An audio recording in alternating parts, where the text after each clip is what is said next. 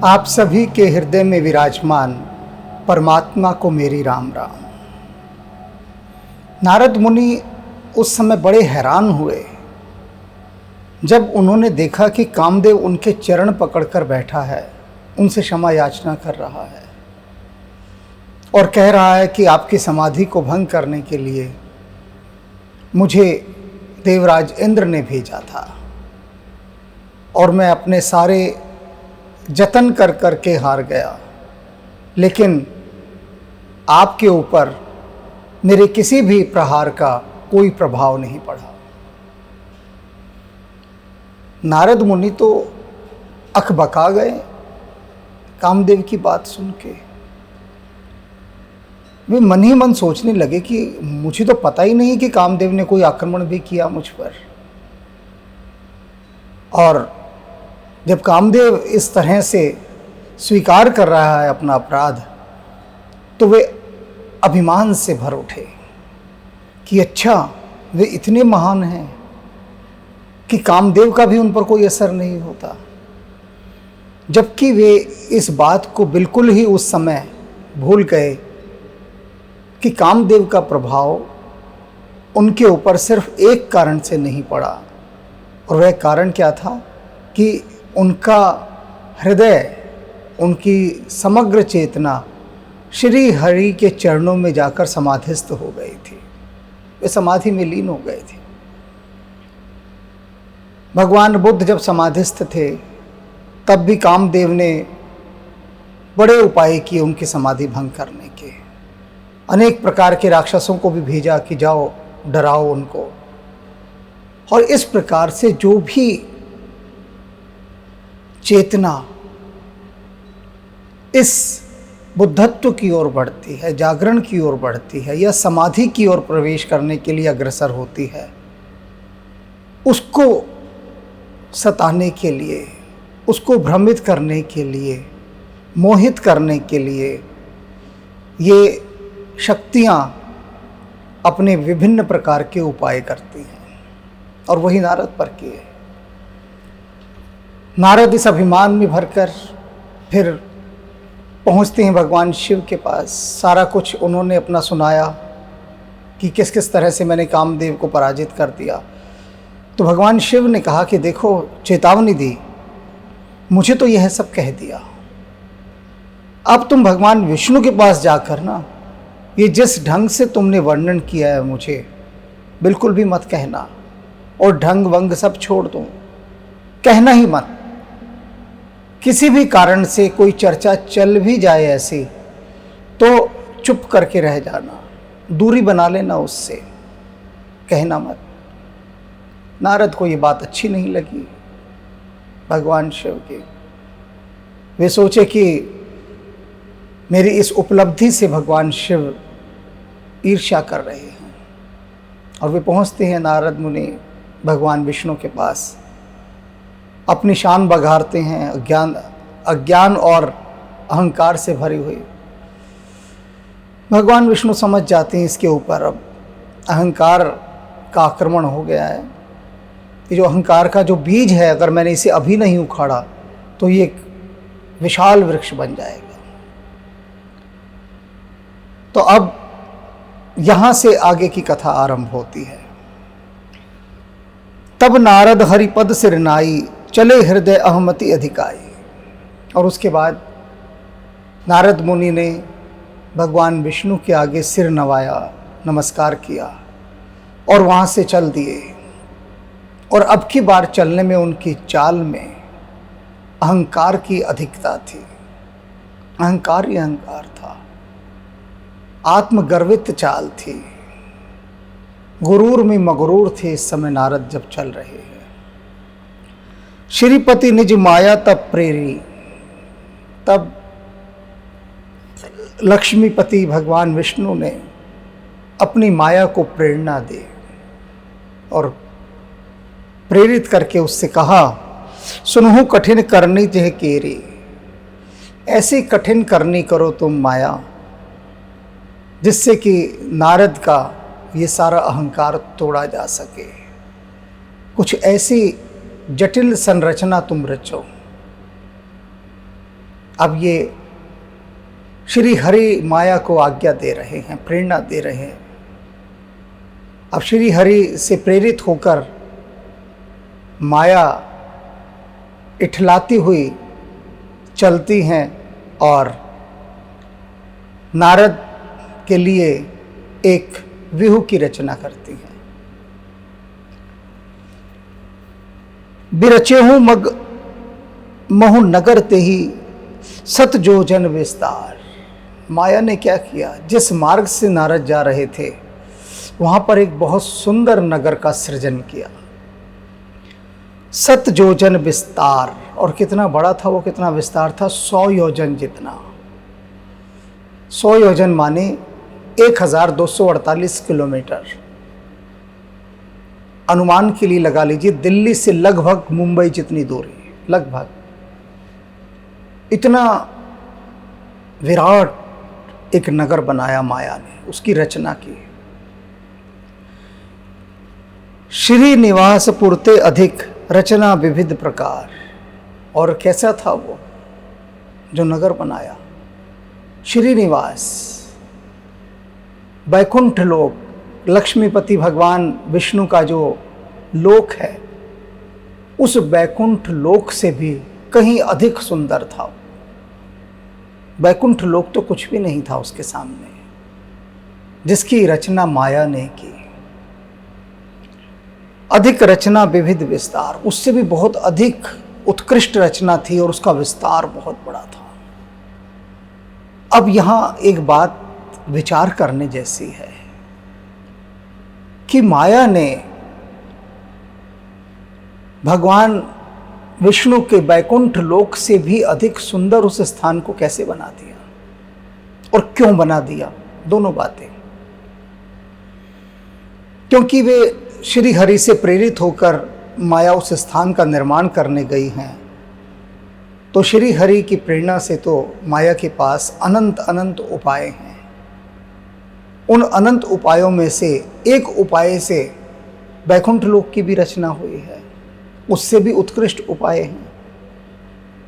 और क्योंकि नारद मुनि को भ्रमित करना है, इसलिए यदि वैकुंठ लोक जैसे ही नगर की रचना माया करती तो क्या होगा? तो नारद मुनि पर कोई प्रभाव नहीं पड़ेगा। नारद मुनि कब प्रभावित होंगे, कब मोहित होंगे? जब वे देखेंगे कि अरे यहाँ की जो कलाकृतियाँ हैं, जो सुंदरता है, जो सौंदर्य है इस स्थान का, वह तो वैकुंठ लोक से भी बहुत उत्कृष्ट है। वैकुंठ लोक तो वे जाते ही आते रहते हैं, जाना आना लगा ही रहता है, सब चीज़ देखी भाली है।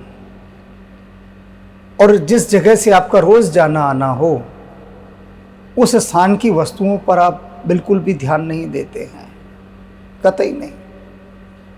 हो सकता है कि आपके घर के पास ही कोई बहुत बड़ा स्मारक हो, दर्शनीय स्थल हो, तीर्थ स्थान हो, लेकिन आप उसके लिए सहज रहेंगे, कैजुअल, ठीक है तो है, हमें क्या लेना देना। लेकिन जो दूसरे राज्य से आएगा वो उस पर्यटन स्थल को बड़े ध्यान से देखता है, विस्मित होकर, आश्चर्यचकित होकर, प्रसन्न होकर। उसके देखने में एक गहराई होती है, जिज्ञासा होती है, जो रोज के देखने वाले में होती ही नहीं, हो ही नहीं सकती, खो जाती है।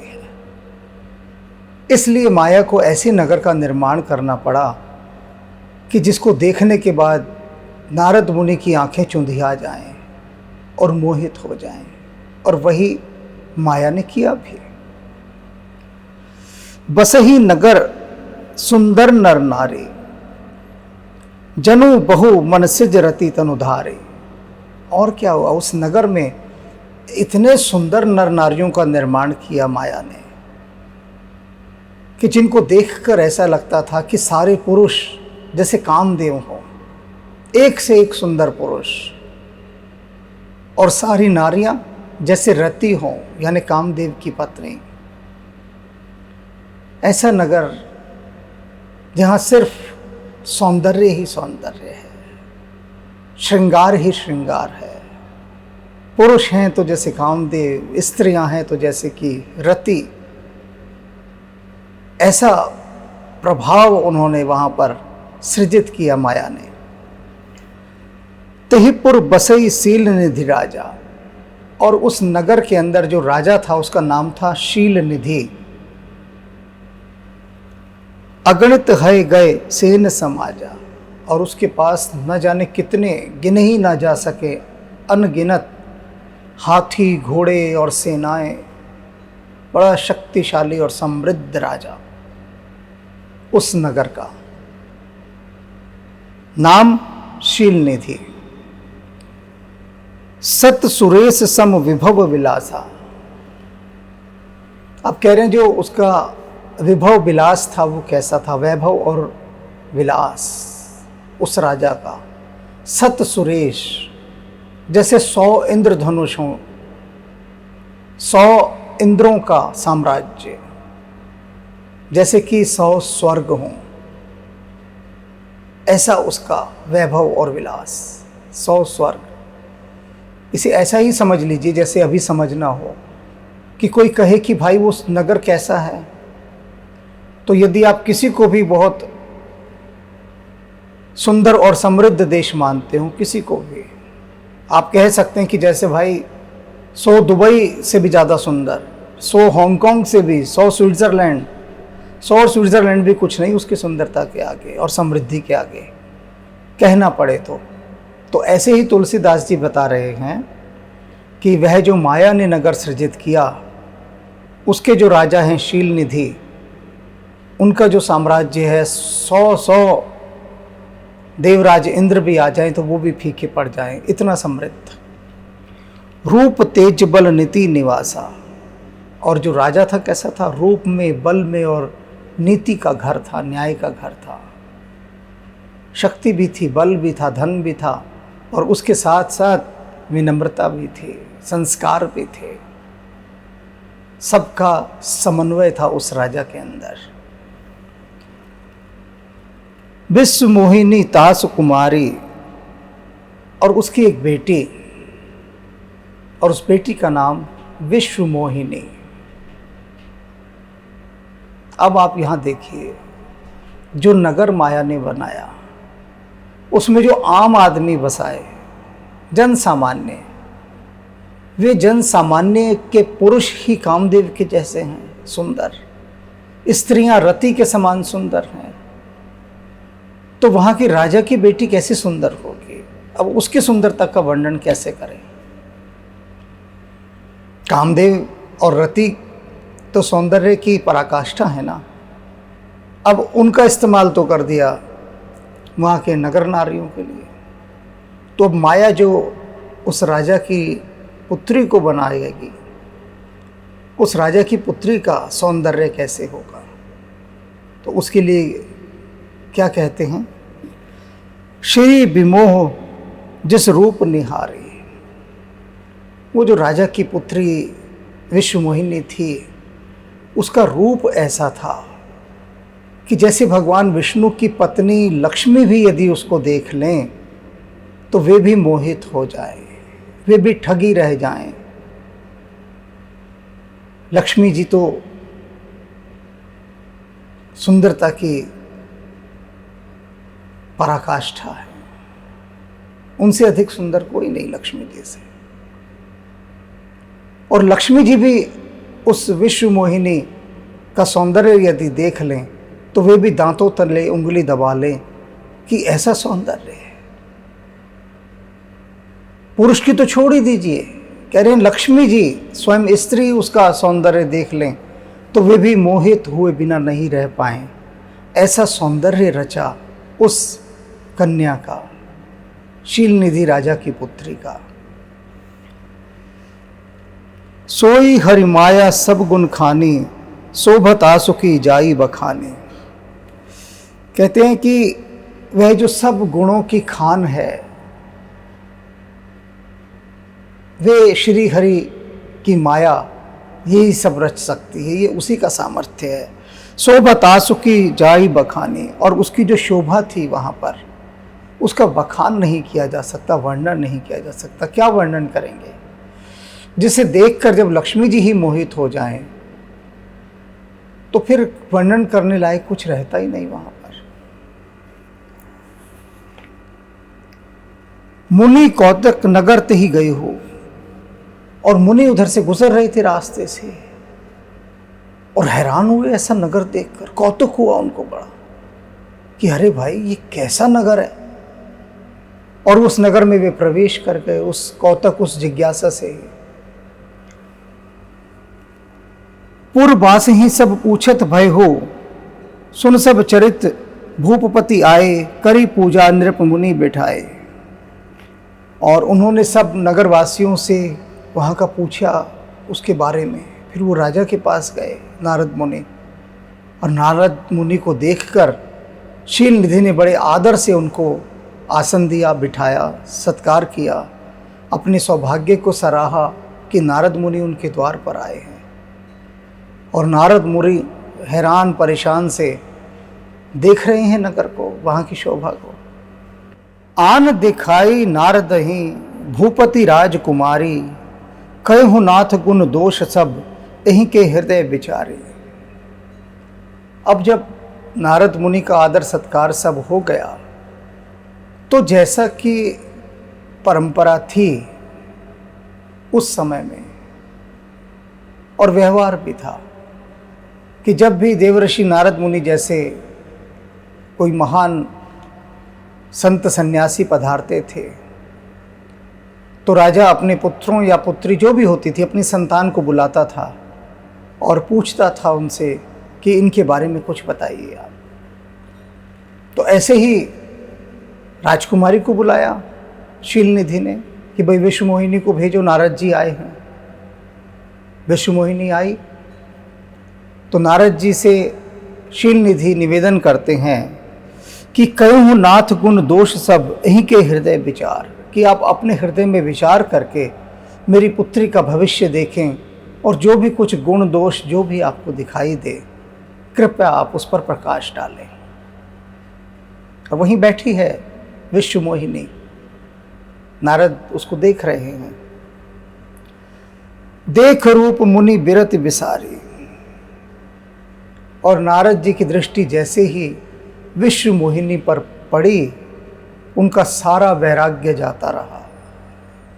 वह जो वैराग्य था उनका, वह वैराग्य ही जो माया को दूर रखता था और श्री हरि के चरणों में उनका ध्यान लगाए रखता था, वह सारा वैराग्य, सारा ज्ञान एक क्षण में उड़ गया, होश उड़ गए। विश्व मोहिनी को देखते ही नारद मुनि एकदम मोहित हो गए, भ्रमित हो गए। बड़ी बार लगी रहे निहार, और वो बहुत देर तक विश्व मोहिनी को ही देखते रहे। सब भूल गए कि राजा ने उनसे कुछ पूछा है, आसपास कोई और है। उनको जो हर बार हर क्षण क्षण में नारायण नारायण ये बोलते रहना था, अब कहाँ के नारायण, कोई नारायण ही समझ में नहीं आ रहे। अब तो विश्व मोहिनी के उस मुख से ही दृष्टि नहीं हट रही। नारद टकटकी लगाए विश्व मोहिनी को ही देख रहे हैं और उनका हृदय एक ही पंक्ति गा रहा है कि तेरे चेहरे से नजर नहीं हटती, नज़ारे हम क्या देखें। और कोई नज़ारा उनको दिखाई नहीं दे रहा, कुछ भी नहीं, बस विश्व मोहिनी के चेहरे से ही नजर नहीं हट रही।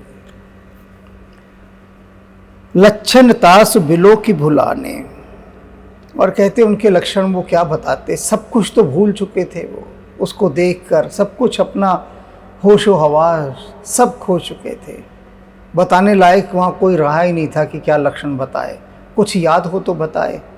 सब कुछ भूल चुके विश्व मोहिनी को देखते ही नारद। हृदय हर्ष नहीं प्रकट बखाने, और हृदय में जो वो खुश हो रहे थे उसको देख देख कर अपनी उस प्रसन्नता को वो प्रकट नहीं कर सकते थे, अपनी खुशी का इजहार सरेआम नहीं कर सकते थे। और जो भी कुछ वे जान रहे थे विश्व मोहिनी के विषय में वे सब प्रकट रूप से कह नहीं सकते थे। जो एह बरई अमर सो होई, क्या सोचने लगे मन में कि जो भी इस विश्व मोहिनी को पाएगा, जो भी इसका पति बनेगा, इसका वर बनेगा, इसका स्वामी बनेगा, वो तो समझ लो संसार में अमर हो गया, उसे फिर और क्या चाहिए। जिसे विश्व मोहिनी मिल गई वो तो फिर समझ लो अमर हो गया। समर भूमि ते ही जीतने कोई, और पूरे संसार में उसको फिर कोई नहीं जीत सकता। अपराजय अजय हो जाएगा वो, विश्व मोहिनी जिसे मिल जाए। से वही सकल चराचर ताही, बरही शील निधि कन्या जाहे। कहते हैं शील निधि की है जो कन्या जिसको मिलेगी, जिसको भी प्राप्त होगी, जो भी इसका पति बनेगा, इस संसार में जो भी जड़ चेतन है सब उसकी सेवा करेंगे, क्योंकि समृद्ध इतने हैं शील निधि। और उसके बाद विश्व मोहिनी जिसको ब्याह दी जाएगी वो कितना शक्तिशाली हो जाएगा, समृद्ध हो जाएगा। विश्व मोहिनी के पाते ही उसकी अमीरी बढ़ जाएगी हर प्रकार की, कि ऐसे सौंदर्य से परिपूर्ण स्त्री जिसकी पत्नी है। लक्षण सब विचार उर राखे, ये सारे जो भी विश्व मोहिनी के लक्षण थे वे सब नारद मुनि ने अपने हृदय में ही छिपा कर रख लिए। दिल की बात उन्होंने जाहिर नहीं की, वहाँ पर प्रकट नहीं किया। कछुक बनाई भूपसन भाषे, और कुछ इधर उधर की बातें बनाकर उन्होंने सामान्य बातें कहकर शील निधि राजा को टरका दिया, तसल्ली दे दी। उन्होंने पूछा था विश्व मोहिनी के भविष्य के बारे में कुछ बताइए, तो यूं ही सामान्य सी बातें कहकर उन्होंने शील निधि राजा को टरका दिया। सुता लक्षण कही निरपपाही, नारद चले सोच मन माही। और उनकी पुत्री के जो लक्षण उन्होंने बताए उनसे संतुष्ट करके उनको और नारद मुनि वहां से चल दिए। करो जाई सोई जतन विचारी, यही प्रकार मोहि बरे कुमारी। अब वहां से जब चले तो क्या कहते कि अब मुझे ऐसा कुछ जतन करना चाहिए, ऐसा कुछ उपाय करना चाहिए कि ये जो विश्व मोहिनी है ना, ये मुझे अपने पति के रूप में स्वीकार कर ले। कहाँ तो वे कामदेव के साथ आई हुई सारी अप्सराओं को छोड़कर आ गए, उनकी तरफ देखा ही नहीं उन्होंने एक बार भी। क्यों नहीं देखा? क्योंकि वहाँ देखने वाला था ही नहीं। जो देखता, जो दृष्टा था, वह तो श्री हरि के चरणों में ध्यानलीन था, नारायण के चरणों में था। तो जब देखने वाला ही नहीं था तो मेनका, अप्सरा, रंभा, उर्वशी, इनका सौंदर्य कौन देख पाता। लेकिन यहाँ ध्यान ही नहीं है। ऊपर आया ना कि ज्ञान वैराग्य सबसे पहले उड़ गया एकदम। जैसे ही विश्व मोहिनी को देखा नारद जी ने, उनके भीतर शॉर्ट सर्किट हुआ, और शॉर्ट सर्किट होते ही सबसे पहले क्या हुआ, वो जो प्रभु का ध्यान था वही उड़ गया। ज्ञान वैराग्य सारा उड़ गया, कुछ नहीं दिखाई दिया, खो गए उसमें। और क्या सोचने लगे कि किसी प्रकार से यह मुझे अपने पति के रूप में स्वीकार कर ले। जब तक कछु न होई तही काला, एह विधि मिलई कवन विद बाला। कवन विद बाला, ये जो कन्या है ये किस विधि से, किस प्रकार से मिल जाए। सारा चिंतन उसी में चलता रहा, सारा चिंतन। और जब तब कछु न होई तही काला, और उस काल में, उस समय में जब तब चिंतन कुछ काम नहीं आया, कुछ नहीं रहा, सब खो गया। वह जो नारद मुनि का मन हर समय जब तप और ध्यान में लगा रहता था, वह उस काल में किसी काम नहीं आया, सब उड़ गया, रहा ही नहीं। कहाँ तो हर समय नारायण नारायण नारायण, और अब कहाँ के नारायण, कौन से नारायण। ये विश्व मोहिनी दिख रही है, एक ही बात भीतर सतत गुंजित हो रही है कि बस यह मिल जाए मुझे, मैं इसका पति बन जाऊं, ये कन्या मुझे मिल जाए। यही भाव नारद के मन में हर समय चल रहे हैं। ये जो काम का भाव है ना, यह जब भीतर उतरता है तो सबसे पहले ये परमात्मा को बाहर करता है, क्योंकि एक ही रहेगा, या तो परमात्मा रहेगा या काम रहेगा। दो भाव एक साथ नहीं रह सकते। तो कामदेव आते ही परमात्मा के भाव को बाहर निकाल देता है।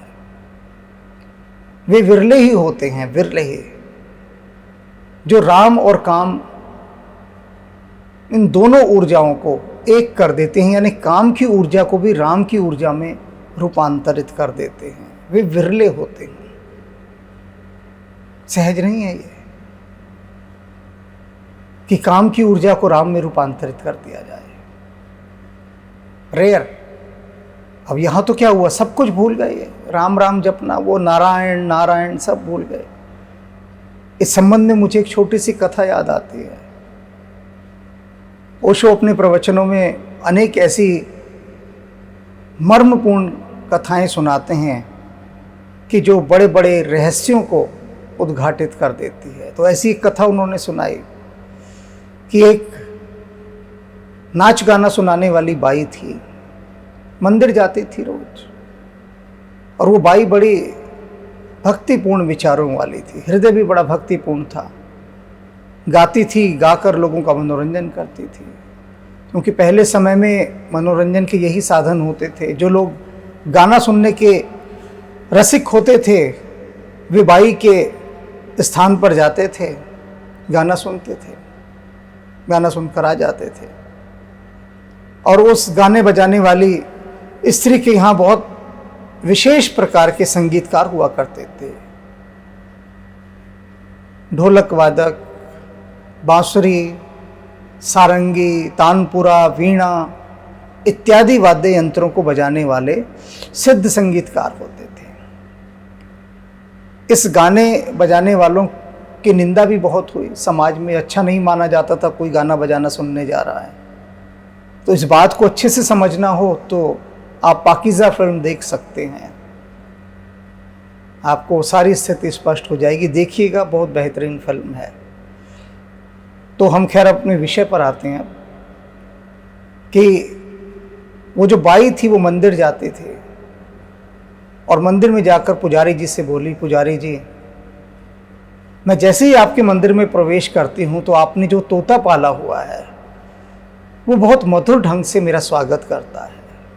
मुझे देखते ही कहता है कि बाई जी राम राम, बाई जी आइए, बाई जी भगवान आप पर कृपा बनाए रखे, और अनेक प्रकार के आशीर्वाद मुझे देता है। इतना मधुर बोलता है कि मन का सारा क्लेश हर जाता है, शांति से भर भर जाती हूँ। किंतु इसके बिल्कुल विपरीत मेरे स्थान पर भी एक तोता है, और जब भी मेरे ग्राहक आते हैं सुनने संगीत, तो वो उनको बहुत ही हल्के ढंग से उनसे बातचीत करता है, गाली गलौज भी खूब करता है। तो मैं क्या करूं? तो पंडित जी बोले, प्रशंसा सुनकर अहंकार हो गया ना, जैसे नारद मुनि को अहंकार हुआ था। श्री हरि ने प्रशंसा की थी नारद जी की कि नारद जी आपकी तो बात ही अलग है, कामदेव भला आपसे कैसे जीत सकता है। तो इतनी प्रशंसा उन्होंने तोते की तो पंडित जी बोले, अरे चिंता मत कर भाई, तो ऐसा कर, मेरे तोते को ले जा और इसे उसे पिंजरे में डाल दे जिसमें तेरा तोता है, और फिर देखना महीने भर में तेरा तोता भी वेदों के मंत्र पढ़ेगा, गीता सुनाएगा, रामायण सुनाएगा, पुराणों उपनिषदों की कथाएं सुनाएगा, और इससे भी मधुर ढंग में वो राम राम कहा करेगा हर आने जाने वाले को। अब बाई तो बड़ी प्रसन्न हो गई कि तो बहुत अच्छा उपाय है। सत्संगति किम न करोति पुंसाम जाड्यम धीरो हरति। वाणी सिंचती सत्यम, कि सत्संगति क्या नहीं कर सकती। संस्कृत में कहा गया है सब कुछ कर सकती है। सत्संगति का संग बुरे आदमी को अच्छा बना सकता है। ये विचार करके वह बाई उस तोते को ले गई और जो उसके स्थान पर तोता था वहाँ पर उसके साथ उसने उसको रख दिया। और महीने भर बाद उसने पंडित जी के पास आकर घबरा कर विनती की कि महाराज, जो आपका तोता था उसने तो राम राम बोलना ही बंद कर दिया, बिल्कुल बंद कर दिया, और वह भी उसी की भाषा में बोलने लगा है, मेरे तोते वाली भाषा में। पंडित जी बोले ऐसा हो ही नहीं सकता, मेरा तोता और राम नाम बोलना भूल जाए, नहीं हो सकता। उसने कहा आप चल के देख लीजिए। पंडित जी वहाँ गए, तोते की नज़र पड़ी, नज़र पड़ती तोते ने कहा, बे ओ पंडित आ गया, आजा, तू भी यहाँ आने लगा है। पंडित जी बड़े हैरान कि ये कैसे तोता मेरा ऐसा हो गया। उन्होंने तोते से कहा कि भाई वो तेरे राम राम का क्या हुआ, तू हर समय राम राम बोला करता था। तोता बोला, राम राम हम तोते के लिए बोला करते थे, राम राम इसीलिए जपते थे कि हे राम एक तोती दिला दे, और अब ये तोती मिल गई तो अब राम से क्या लेना देना, काम निकल गया। राम को तो हमने डिवाइस की तरह इस्तेमाल किया था, एक टूल की तरह, काम निकल गया, अब राम से क्या लेना देना। अब तो जो कुछ है ये हमारी तोती ही है। और मैंने अनेक तोते देखे हैं इस तरह के, जो ध्यान साधना के लिए आते हैं और बाद में उनको कोई तोती मिल जाती है, वो सब भूल जाते हैं राम को, तोती ही उनका स्वर्ग हो जाती है। वो उस तोती के साथ ऐसा खो जाते हैं, ऐसा लवलीन हो जाते हैं, ऐसा तल्लीन हो जाते हैं कि फिर सब नारायण राम राम सब भूल जाते हैं, कुछ याद ही नहीं रहता, सब कुछ भूल जाते हैं। और वही नारद के साथ हुआ कि जब तप ध्यान योग सब भूल गए, वैराग्य भूल गए, ज्ञान भूल गए। वे श्री हरि वे नारायण जो हर समय जिह्वा पर रहते थे वो है ही नहीं कहीं आसपास पे। और एक ही भाव है कि किसी तरह से विश्व मोहिनी मुझे मिल जाए, मैं इसका पति बन जाऊं।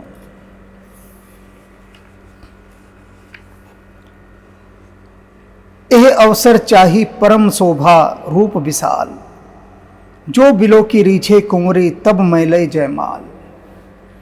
कहते हैं कि अब तो ये अवसर है कि मुझे चाहिए परम शोभा रूप विशाल, ऐसी शोभा चाहिए, मेरा ऐसा सौंदर्य हो, ऐसा मेरा मुख हो कि जिसके समान कोई दूसरा हो ही ना, कोई ना हो जिसके समान दूसरा, ऐसा सौंदर्य मेरा होना चाहिए। अब उस समय तो क्या है, जटाएं हैं, हाथ में एक तारा लिया हुआ है नारद मुनि ने। अब उस रूप में विश्व मोहिनी उन्हें कहाँ अपना पति बनाएगी। तो वे चाह रहे हैं कि मैं ऐसा सौंदर्य संपन्न बन जाऊं कि जिसे देखकर विश्व मोहिनी मुझ पर मोहित हो जाए। जो बिलो की रीछें कुंवारी, जिसे देखकर रीझ जाए मुझ पर, फिदा हो जाए वो कुंवारी, वो विश्व मोहिनी, जैसे मैं इस समय उसके लिए दीवाना हो गया हूँ, ऐसे ही वह विश्व मोहिनी जब मेरा रूप देखे तो मुझ पर वो दीवानी हो जाए और कहे कि मुझे चाहिए तो बस सिर्फ यही चाहिए। तब मैले जयमाल, और तब मुझे जयमाला मिल जाएगी, वे मेरे गले में आकर जयमाला को डाल देंगे। हरिसन मागो सुंदरताई, होई जात गहरु अति भाई। तो कहते हैं कि एक ही काम हो सकता है कि मैं भगवान श्री हरि से जाकर सुंदरता मांगूं, तभी बात बन सकती है। क्योंकि उनके जैसा ही रूप मिले मुझे तो ही ये काबू आएगी विश्व मोहिनी, उससे कम में राजी ना होगी। तो भगवान विष्णु का ही रूप चाहिए, तभी बात बन सकती है। होई जात गहरू अति भाई, कहते हैं अगर मैं इस समय बैकुंठ लोक गया तो बहुत देर हो जाएगी, बहुत देर, और तब तक ये जयमाला किसी और के गले में ना डाल दे, तो कुछ और उपाय करना पड़ेगा। मोर हित हरि सम नहीं को, यही अवसर सहाय सोई हो, कहते हैं इस समय मेरा हित श्री हरि के अलावा और कोई नहीं साध सकता, वही मेरे काम आ सकते हैं, वही मेरे परम सहायक हैं। बहुविध विनय कीन्हित ही काला। और उस समय फिर उन्होंने क्या किया कि मैं तो नहीं पहुंच पाऊंगा बैकुंठ लोक तक, बहुत देर हो जाएगी, तो भगवान को ही यहाँ बुला लो। भगवान तो तत्काल आ सकते हैं, पलक झपकते ही। नारद को तो पलक भी झपकनी पड़ेगी और उतने में सब काम हो जाएगा। तो उन्होंने भगवान का हृदय में स्मरण किया। बहुविध विनय कीन्हित ही काला। उस समय बड़े गहरे भाव से भगवान को याद करने लगे। प्रकटे हो प्रभु कौतुकी कृपाला। और वो जो मायापति कृपालु भगवान विष्णु थे, वे तत्काल प्रकट हो गए। उन्हें पता था कि नारद जी उन्हीं को याद करेंगे। अब वे तैयार ही बैठे थे कि बेटा तू याद कर, और मैं आया। और नारद जी ने जैसे ही ध्यान धरा श्री हरि का, वे तत्काल प्रकट हो गए उनके सामने। प्रभु बिलो की मुनि नयन जुड़ाने।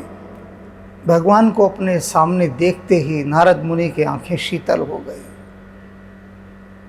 कलेजे पे ठंडक पड़ी कि लो अब काम हो जाएगा। बड़ा सुकून मिला कि तो सारे काम अब बनते ही जा रहे हैं। इधर मैंने याद किया और उधर भगवान मेरी सहायता के लिए भी आ गए। बात बन रही है। होय ही काज हुए हर्षाने। अब तो मेरा काम होगा ही होगा। ही हर्षाने। उनका हृदय बड़ा हर्षित हुआ, आनंदित, परम प्रसन्न कि अब कोई नहीं रोक सकता, अब तो काम होना पक्का है, क्योंकि भगवान स्वयं मेरी मदद करने श्री हरि आ गए। अब कैसे ना होगा। अति आरत कही कथा सुनाए। भगवान ने पूछा, कहो भाई नारद, कैसे मुझे याद किया? कभी ऐसा नहीं होता कि तुम मुझे बुलाओ, मुझे याद करो कि प्रभु आओ मेरी मदद के लिए। कभी आज तक नहीं हुआ है ऐसा।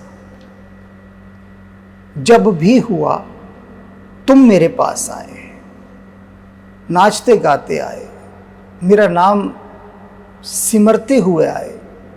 नारायण नारायण का जो तुम्हारे भीतर अहर्निश एक नाद चलता रहता है, उसके साथ आए।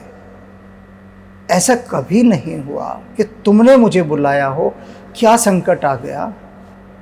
तो नारद जी ने अति आरत, बहुत दीन होकर,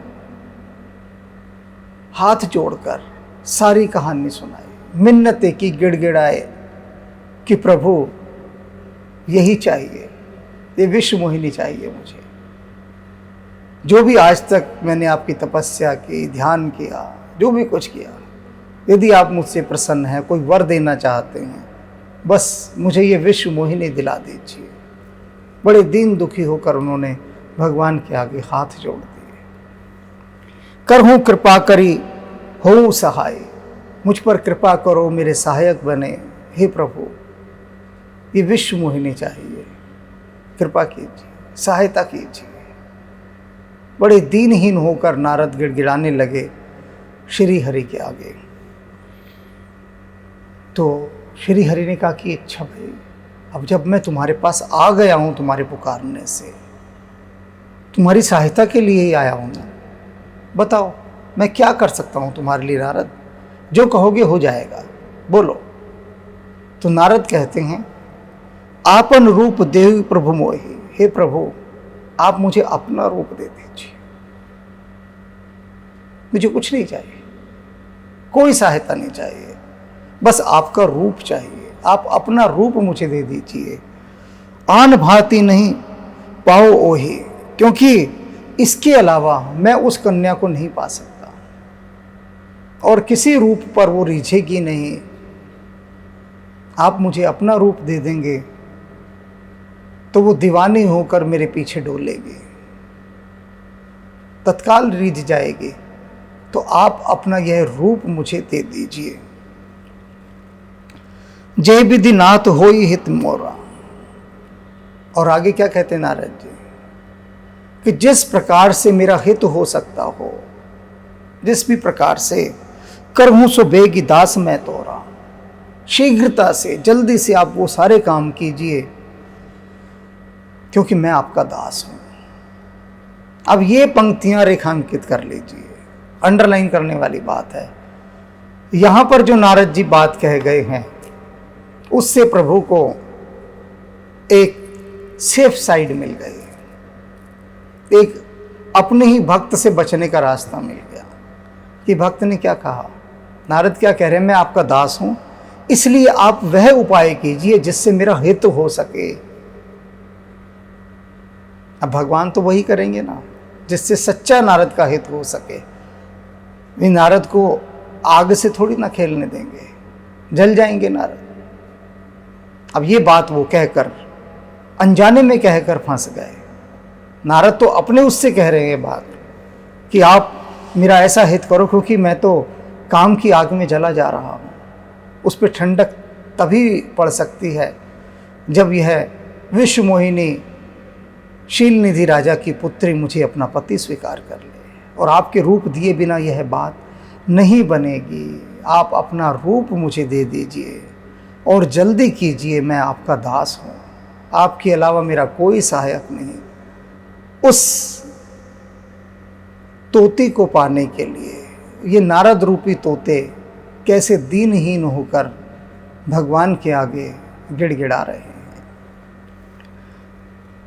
निज माया बल देख विशाला, हिय हंसी बोले दीन दयाला। श्री हरि अपनी माया का बल देखकर बड़े प्रसन्न हुए कि माया ने क्या क्या रचा, क्या माया ने आयोजित किया। ऐसा सृजन माया ने कर दिया कि नारद को ऐसा मोहित कर डाला, ऐसा भ्रमित कर डाला। वे नारद जो हर समय नारायण नारायण बोलते थे, नारायण सामने आकर खड़े हैं, एक बार नारायण नहीं बोला। तोती दिखने लगी ना, अब कहाँ का राम, कहाँ का नारायण, कहाँ का, कहीं का नहीं। अब तो बस वह विश्व मोहिनी दिखाई दे रही है, वह तोती दिखाई दे रही है, नारायण तो दिखे ही नहीं। तो नारद मुनि की ऐसी गति कर दी माया ने, अपनी उस शक्तिशाली और सबल माया का यह आयोजन देखकर भगवान विष्णु बड़े प्रसन्न थे। उसका बल देखकर कि क्या मालिक अगर काम दे किसी को करने के लिए, कोई टास्क दे कि ये काम करना है भाई, ये प्रोजेक्ट है, ये मिशन है, ये ऑपरेशन करना है, और उसकी टीम ऐसा शानदार ऑपरेशन करे कि जो सेनापति है, जो हेड है, जो बॉस है, वही देखकर हैरान हो जाए कि कमाल है, इतनी पावरफुल टीम है मेरी।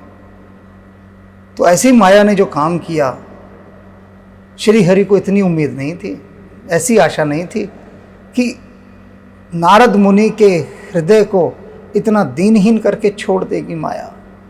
ऐसा गिड़गिड़ाएंगे वो, एक स्त्री के लिए हाथ जोड़ेंगे, मिन्नतें करेंगे, और यहाँ तक उतर आएंगे कि श्री हरि को बैकुंठ लोक से बुलवा लिया कि आप आ जाइए।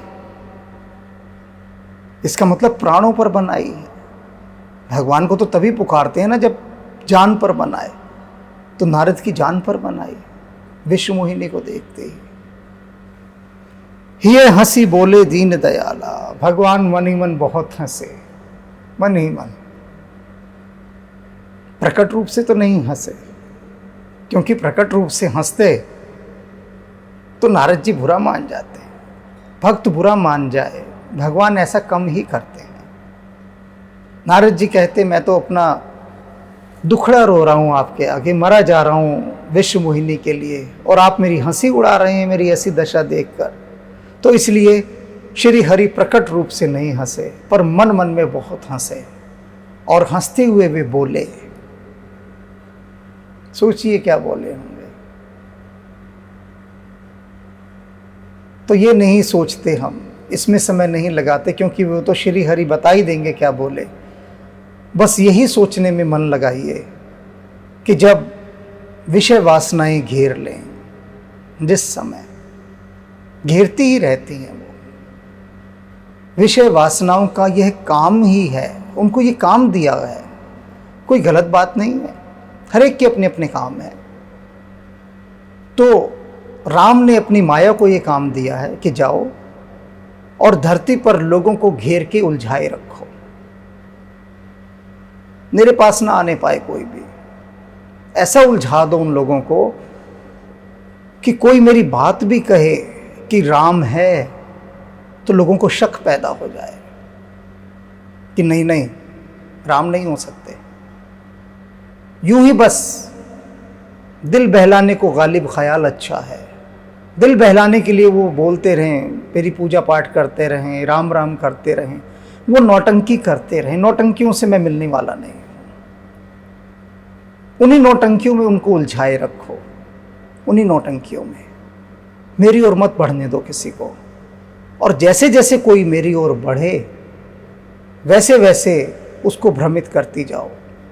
और इंसान क्या है? इंसान कहते ही सब इंसान को गलतियों का पुतला है। वो आधा कदम भी मेरी तरफ नहीं बढ़ाएगा कि तुम्हारी इस मोह माया से भ्रमित होकर, तुम्हारी शक्ति से भ्रमित होकर तत्काल वापस लौट जाएगा। मेरी ओर वो झांकेगा भी नहीं, देखेगा भी नहीं। मैं सामने भी आकर खड़ा हो जाऊंगा तो भी वो मुझे नहीं देख पाएगा। तुम्हारा प्रभाव इतना है माया, और इसलिए तुम मेरा ये काम करती रहो। अब माया का प्रभाव देख रहे हैं। भगवान सामने आकर खड़े हो गए हैं, कोई नमस्कार नहीं, कोई राम राम नहीं, कुछ नहीं।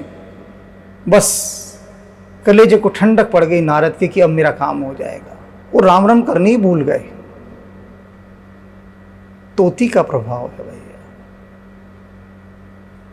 ये तोतियां अच्छे अच्छों को डिगा देती हैं, और किसको नहीं डिगा पाती? जो अपने स्थान से राम को नहीं जाने देता, उस पर तोती का प्रभाव नहीं पड़ता।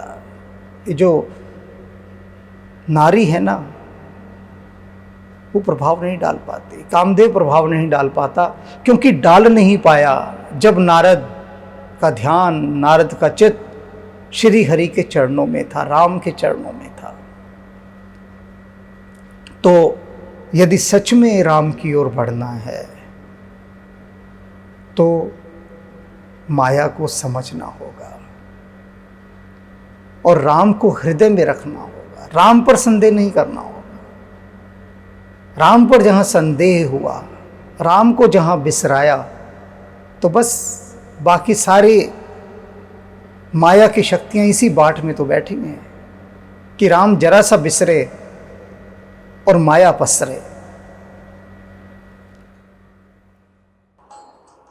तब नारद हरि पद सिर नाई, चले हृदय अहमिति अधिकाई। श्रीपति निज माया तब प्रेरी, सुनौ कठिन करनी तेहि केरी। बिरचे उमग चहु नगर तेहि, सत जोजन बेस्तार। श्रीनिवासपुर ते अधिक, रचना विविध प्रकार। बसहि नगर सुंदर नर नारी, जनु बहु मन सिजरति तनुधारी। तेहि पुर बसई शील निधि राजा, अगणित है गए सेन समाजा। सत सुरेश सम विभव बिलासा, रूप तेज बल नीति निवासा। विश्व मोहिनी तासु कुमारी, श्री विमोह जिसु रूप निहारी। सोई हरि माया सब गुण खानी, शोभा तासु की जाई बखानी। करई स्वयंवर सो नृप बाला, आए तै अगणित महिपाला। मुनि कौतुकी नगर ते गयो, पुरवासिन सब पूछत भयो। सुनि सब चरित भूप ग्रह आए, करी पूजा नृप मुनि बैठाए। आनि देखाई नारद ही भूपति राज कुमारी, कहो नाथ गुण दोष सब, एहि के हृदय विचारी।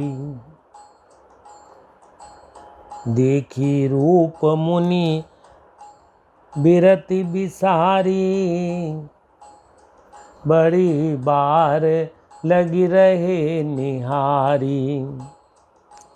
लक्षण तासु बिलो की भुलाने, हृदय हरस नहीं प्रगट बखाने। जो एहि बरई अमर सोई होई, समर भूमि तेहि जीत न कोई। सेवई सकल चराचर ताहि, बरई शील निधि कन्या जाहि। लक्षण सब विचारी उर राखे, कछुक बनाई भूप सन भासे। सुता सुलक्षण कहि नृप पाहि, नारद चले सोच मन माही। करऊ जाई सोई जतन विचारी, जेहि प्रकार मोहि बरे कुमारी। जप तप कछु ना होई तेहि काला, हे विधि मिलाई कवन विधि बाला। एहि अवसर चाहिए परम, शोभा रूप विशाल। जो बिलो गिरी जे कुंवारी, तब मैं ले जय माल। हरिसन मांगो सुंदरताई, होई जात गहरो अति भाई। मोरे हित हरि सम नहीं कोऊ, एहि अवसर सहाय सोई होऊ। बहुविधि विनय कीन तेहि काला, प्रगटेहु प्रभु को तकी कृपाला। प्रभु बिलो की मुनि नयन जुड़ाने, होई काज हिये हर्षाने। अति आरती कही कथा सुनाई, करऊ कृपा करी हों सुहाई। आपन रूप देहु प्रभु मोहि, आन भांति नहीं पावऊं ओहि।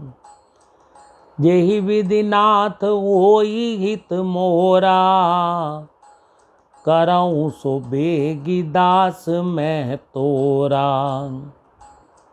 निज माया बल देखी विशाला, यह हसी बोले दीन दयाला।